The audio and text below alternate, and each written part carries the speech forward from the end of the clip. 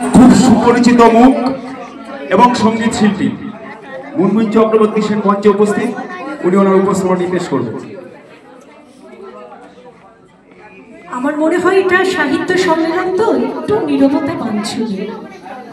আমার হিয়ার মাঝে লুকিয়েছিলে, দেখতে আমি পাইনি তোমায়, দেখতে আমি পাইনি। আমার হিয়ার মাঝে লুকিয়েছিলে, বাহির পানে চোখ মেলেছি, বাহির পানে আমার হৃদয়ে পানে চাইনি।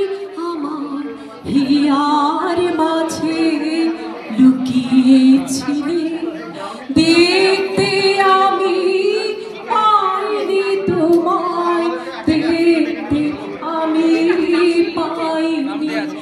আমার হিয়ার মাঝে লুকিয়েছিলে। একদিন তরিখানা থেমেছিল এই ঘাটে লেগে, বসন্তের নূতন হাওয়ার বেগে। তোমরা শুধায় ছেলে মরে ডাকি, পরিচয় কোনো আছে নাকি, যাবে কোনখানে?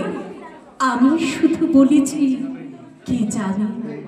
নদীতে লাগিল দোলা, বাঁধনে পড়িল টান, একা বসে গাহিলাম যৌবনের বেদনার গান।